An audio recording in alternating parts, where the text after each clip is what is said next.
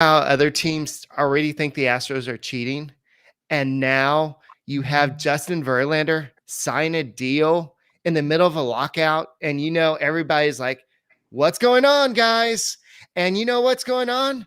We have Brandon Del Castillo, my former co-host from Talking Stros. It's been a while, Brandon. That's what you have to look forward on this edition of the Locked On Astros podcast, which starts now.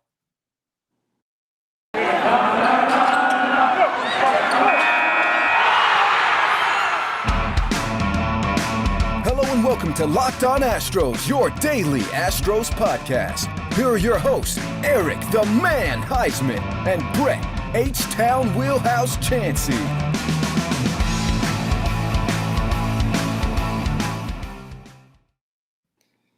Alrighty, welcome to another edition of the Locked On Astros podcast. We talk Astros baseball when no one else does. Remember that, Brandon? When no one else does. Yeah, it's been a while since we did that, but yeah, I'm totally thrown off by what I'm supposed to say with this show, with you being on here. But welcome back, Brandon, and we are your only daily Astros podcast out there, and we talk Astros. I'm getting thrown off by all this. I'm so excited to be back with you, bro. It's been a while. I know you've come on with Brett and I both on the show, but this is a special experience for us to be in Talking Stros again. We are on Sports Talk 790. We started with this little podcast on Chris's station, then we took it all the way to Sports Talk 790 during the World Series season. But yeah, I'm just excited to have you on here. So guys, you can find the show at Locked On Astros. You can find me at Eric Talk Stros. Brandon, where can he find you at? You find me on Twitter at B-Ball Lawyer. I'm the baseball lawyer.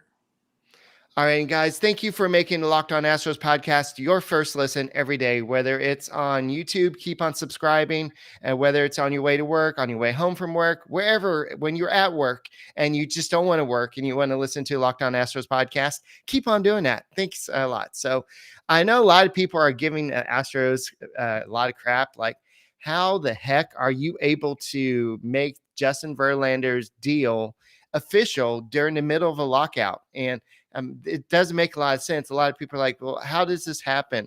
And so, Brandon, what's your official definition of a lockout? Well, my official definition of a lockout would be when the owners do not allow the player or the people that they have unionized against them to participate in their facilities and in their organizations.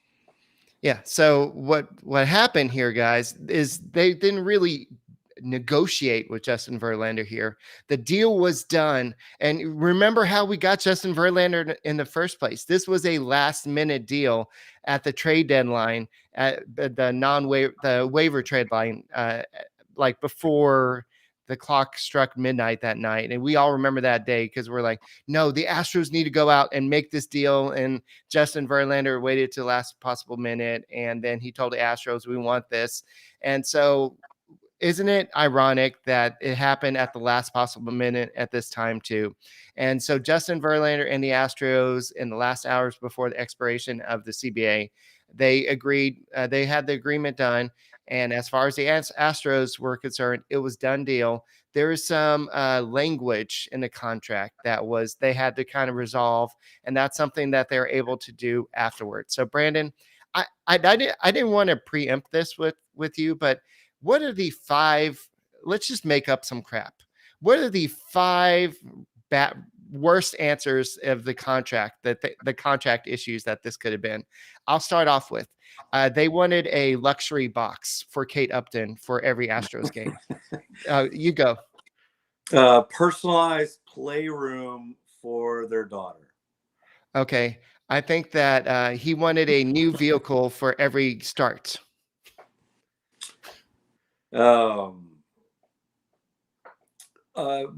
Stipulation that Carlos Correa must be the starting shortstop. Oh, that's good. That's a good one. That's actually a great one. I think that's we're up to 3. So I think that he wanted only green Skittles. before every start, and then also he got to throw the rest of the Skittles at who do you think that he would not like on the team? Oh, not like he'd probably just throw them at Altuve because they're such big buddies. Okay, that sounds good. Okay, for the final one, drum roll.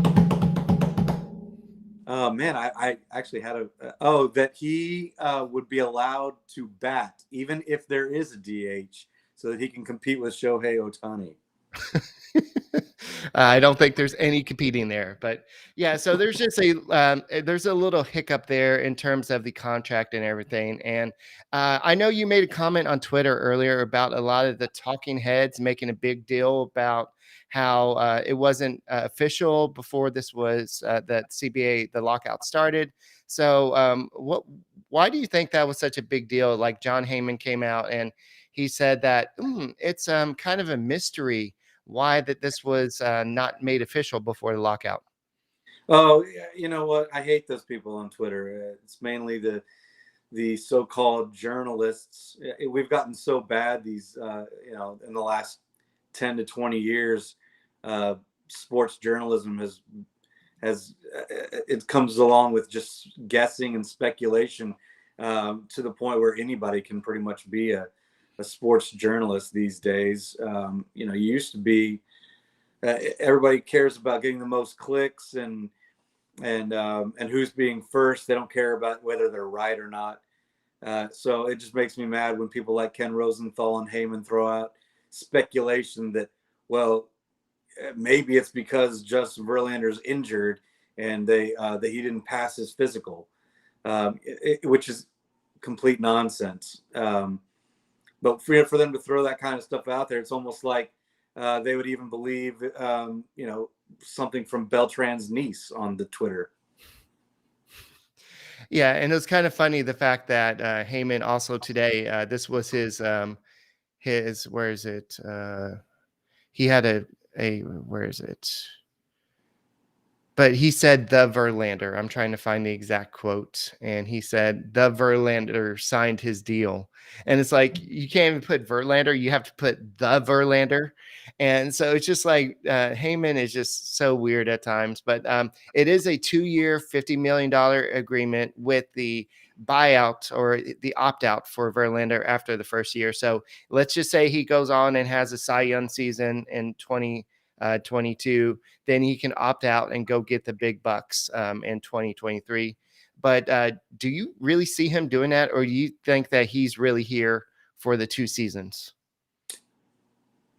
Well, I mean, he can always renegotiate his contract with the Astros while he's a member of the Astros. I don't think that he'll play for the Astros under both years of this contract, especially with the money that Max Scherzer got after they had agreed to the money that Verlander got. I think Verlander is going to play the 1 year under this contract, and he'll probably ask the Astros if he's happy here. He'll ask the Astros to give him 1 year for at Scherzer type money, or 2 years at Scherzer type money if he's shown that he's healthy. If not, he'll go to the open market, and I'm sure if he has a solid, healthy season, then he'll be on the. I mean, he'll be able to garner that Scherzer type money from a number of teams next year. So if you look at this was a quote from, I think, Buster Olney from a few weeks ago, but he said that if you look at the pitching FWAR, Max Scherzer since 2016, Max Scherzer has the highest at 33.2. Jacob deGrom has 30.5. Garrett Cole has 35.9. Chris Sale has 23.5. And that's kind of surprising with as much injuries as Chris Sale has dealt with.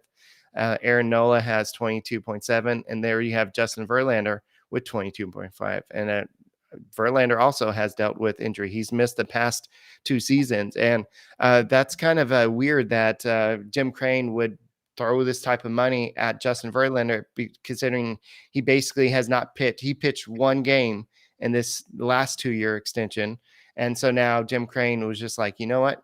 I think that we need to take this risk and we need to bring this guy back. And I think that just shows a lot of respect for what Justin Verlander brings to the team.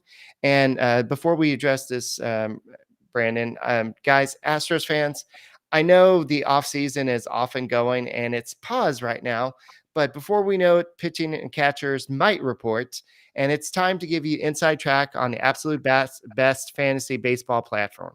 Don't tell this guy because I think he did you win or did you win in our fantasy league or you came close, I right? don't think I think I lost the championship game. I think I had their best record and I lost the championship game. Yeah, so don't listen to this. Cover your ears. But Fantrax is the most customizable MLB fantasy platform in the industry, offering the greatest fantasy experience for your dynasty, keeper, redraft, and best ball leagues. Create or join a baseball commissioner league, invite your friends, and dominate your draft season. It's also the top dynasty fantasy baseball platform in the industry. Coming from another service, Fantrax can import all your current leagues and customize if needed. Ever have to have a trade go wrong? I know Brandon has, or made a mistake by drafting a player. Fantrax Commissioner Tools allows you to undo any move with just a simple click. Among the most trusted names in fantasy sports since 2008, Fantrax invites you to sign up today for free. If there's anything lacking in your current fantasy league manager, Fantrax likely has it. Fantasy sports doesn't sleep, and neither does Fantrax. With the season running 365 days a year, there's a reason why fantasy players who try Fantrax make the permanent home for all their fantasy leagues. Don't miss this opportunity. Sign up today. Official MLB signed Fernando Tatis Jr. Baseball. Simply go to fantrax.com/lockedon and use the promo code Tatis.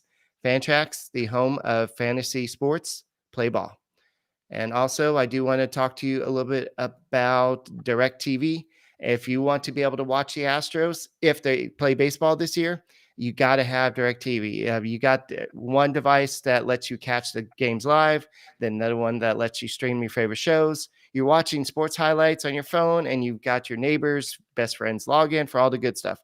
Well, I want to tell you about a simple way to get all the sports entertainment you love without the hassle, and a great way to get all your TV together. It's called DirecTV Stream, and it brings you live TV and on-demand favorites together like never before, so you can watch your favorite sports, movies, and all your shows in one place.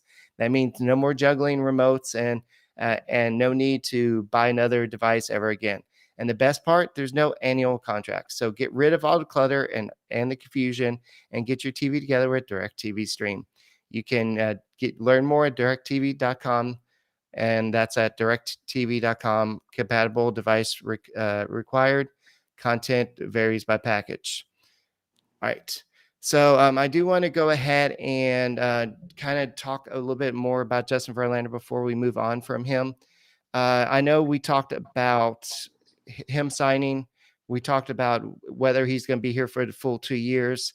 Now, I do wanted to talk to you about, do you think that by re-signing Justin Verlander, they kind of handicapped their chances of bringing back number one in Carlos Correa? No, I don't. I don't think one thing had to do with the other at all.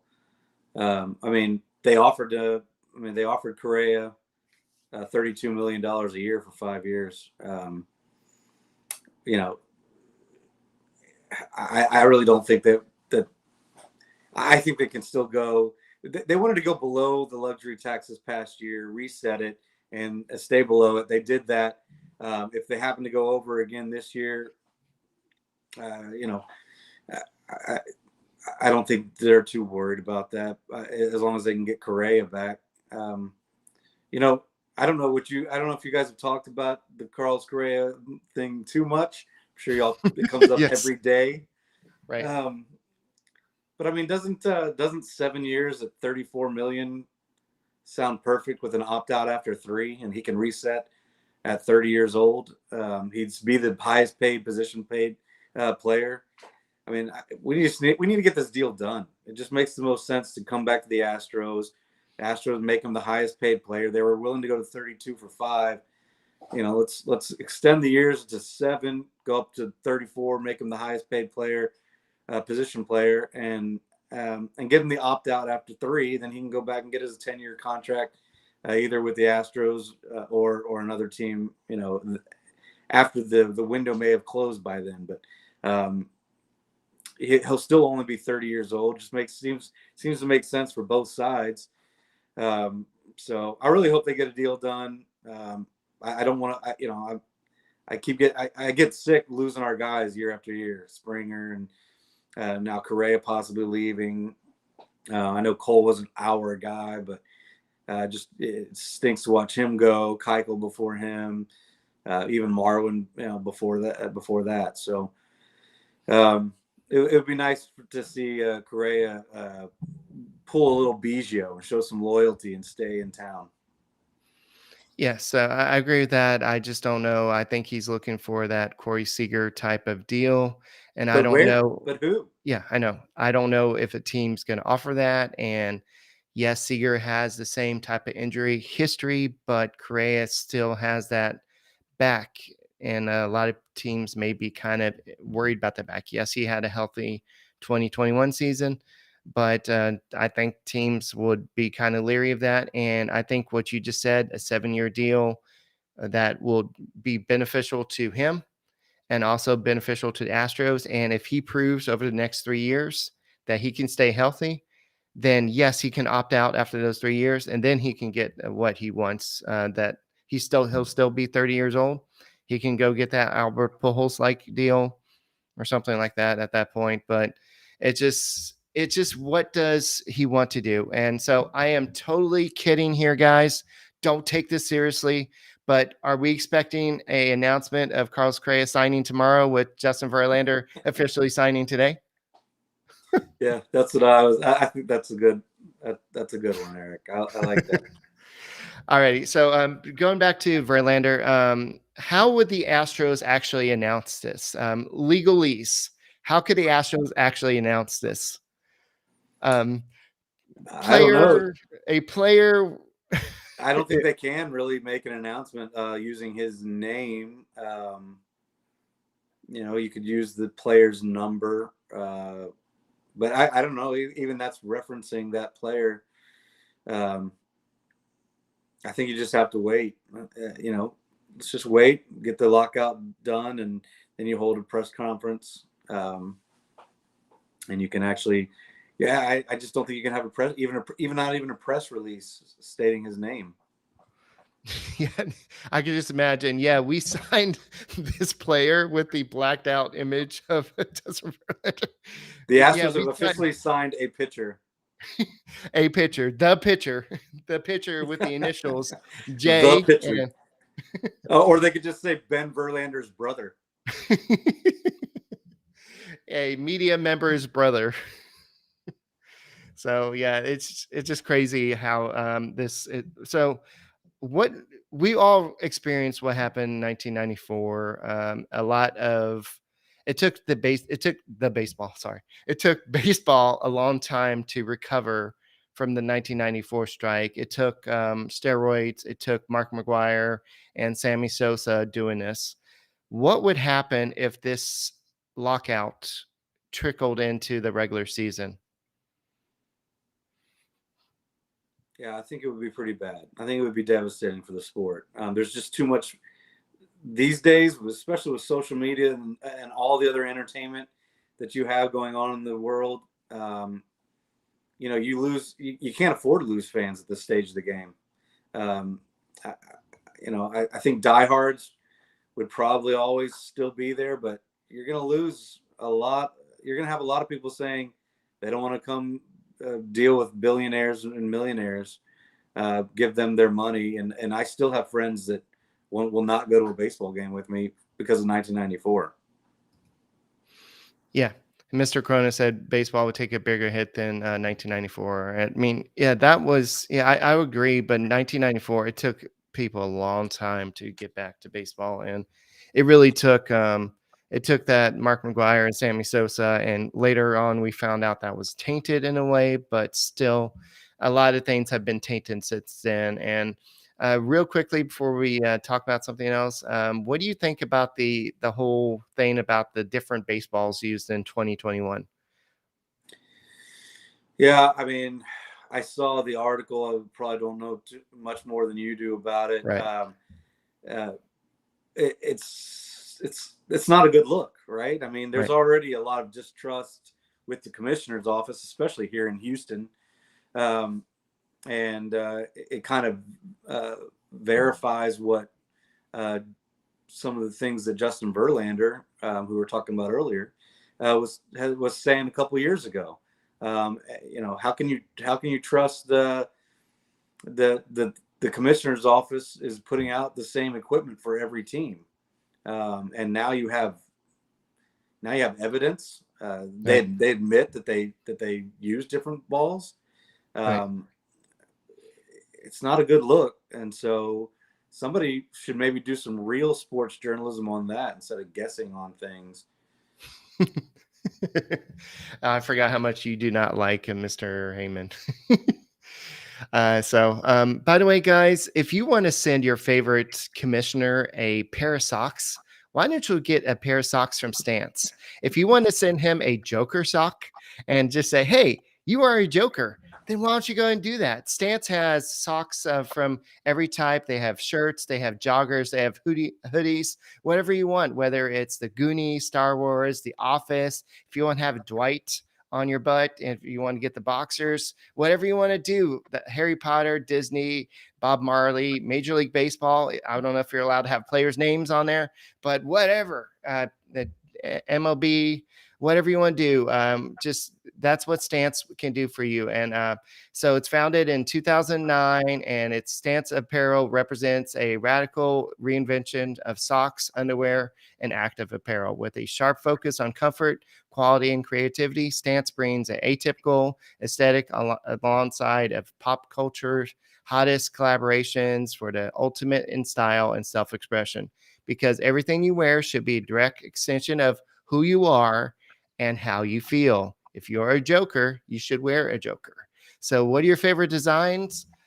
So we already talked about some then. What Stance apparel items do you like to wear the most? How soft they feel? They just feel so soft. And I got some for my father-in-law and ex-father-in-law, I should say, and then my dad. And I just really think that this is just the best quality that you have out there. And I may even get some for Brandon, even though I haven't seen him in a couple years, jerk. We need to get back in contact a little bit, and then maybe I'll get you some Stance socks. So I'll take some Aggie ones. You can give me some Aggie ones. Okay. Stance believes that the perfect fit matters more than fitting in. So that those who feel good do good. So go see for yourself. Register for account at stance.com and get 15% off for your first purchase. Use the promo code locked on at checkout today. Enjoy the color and comfort of all life ordinary with Stance. And guys, thank you for making Locked On Astros podcast your first listen every day, whether it's on YouTube. Keep on subscribing and keep on listening to us on the way and everything. So, all right. Brett wants to know if Brandon, do you want Dwight on your butt? I'll pass. Hard pass. Alrighty. So speaking of a hard pass, something that has come up on the Michael Schwab podcast, I'm sure you've seen this, is that Alex Bregman, with the kind of hole at shortstop, has been working to kind of get ready. He has not been asked to play shortstop, but he's been kind of getting ready, if asked, to play shortstop. Do you see him needing to play shortstop at an everyday role this year? No, I don't think so. I mean, I don't think we need him to. I mean, the only reason you would move an all-star off of the third base position is if you're going to bring in an all-star to replace him at third base. Right. Chris Bryant's still out there. It's an interesting thought. Do you bring Chris Bryant in if you can't re-sign Carlos Correa? Chris Bryant is a Boris guy. So I don't see that as a fit here in Houston. If you're not going to give Carlos Correa that type of money, you're not going to give Chris Bryant that type of money. But, I don't think that it's going to be necessary for Bregman to play shortstop. However, if he had to, I have full confidence that Bregman could handle that. I mean, Bregman's a stud. And I don't have any doubt that he could handle the shortstop position, and his bat would play very well there, obviously. Yeah, I agree with you. And it's just a matter of, does he have the range anymore? I mean, I'm sure he does. I'm not saying he doesn't, but coming off the injury, a season where he dealt with the leg issues all year, I mean, is that going to be issue playing shortstop where you have to cover a lot more ground than you do at third base? I know with the way the Astros shift, I mean, that's something that he does anyway, but it's just something that, do you want him to do it a lot? And would you rather have Aledmys Diaz, Jeremy Pena, or would you rather have Andrelton Simmons or Jose Iglesias, or want to insert name here? So I don't know if Alex is watching here, but he thinks that I'm trying to get a cut of Trevor Story's contract. I'm like his agent or something. But do you see the Astros going out and getting a guy like Trevor Story? I don't know. I don't think so. I don't think they'd spend that type of money on Trevor Story, to be honest with you. His road home splits they're just not great. He can play defense though. It depends, it depends what the price tag is, I guess. Yeah. And I'm sure that there's another team out there. The Mariners have been rumored. Even the Yankees on a 1-year deal just to get his value back up. And I think that might be the play he has to do, kind of a Marcus Semien type of deal, where he gets a 1-year deal to go play somewhere. Because let's face it, he didn't have a great year. Right. It wasn't horrible, but he's got a lot to prove that he can hit outside of Colorado still. Yes, the defense is still there, but I don't see the Astros doing that. The real question is, can Jeremy Pena's bat play? We've seen him go on hot streaks in the minor leagues where it looks like he's the real deal. He looks like he's had a fairly decent winter league, and from all accounts, his defense definitely would play here. So I think right now the key is the defense. If you can find somebody that can fill in there, going back to Bregman's injuries, we didn't know how Correa was going to rebound from his back injuries, and he seemed to rebound fine. Didn't really miss any. Didn't have any time on the DL the last 2 years, and he was the best defensive player in all of baseball this last year. So can Bregman bounce back from his thigh and leg injuries, get that range back?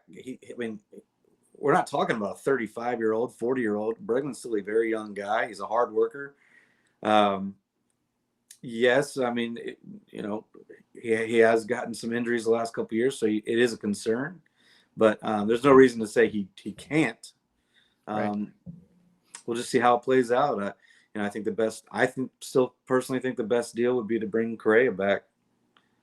So do you agree with John Heyman that the Correa's best or last options are the Dodgers and the Astros? They're the two that make the most sense, right? I mean, if you're just looking at it logically, those are the two that make the most sense.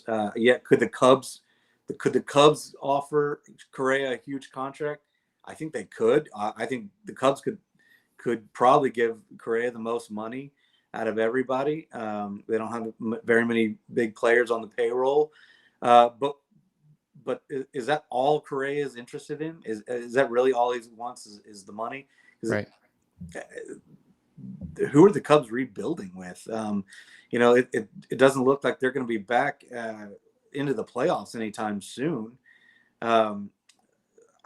If I'm Carlos Correa, it just doesn't seem like a great fit to me over if you can get the $34 million for 7 years from the Astros.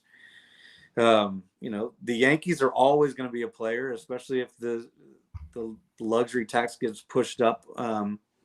The Dodgers, they make sense because they lost Seager, but they've got Lux, they've got Trey Turner, they've got Justin Turner, they've got Max Muncy that can play second base.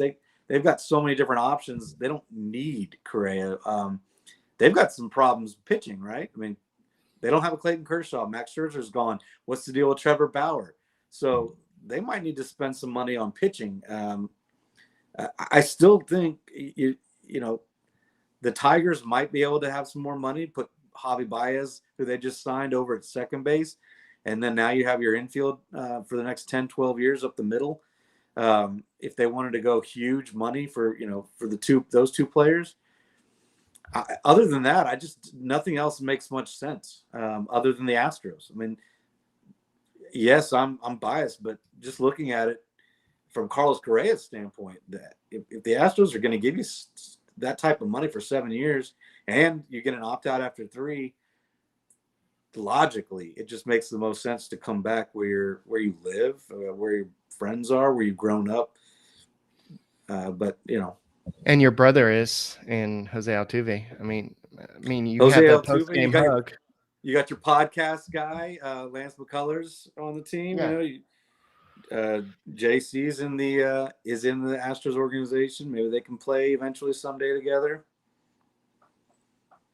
Yeah.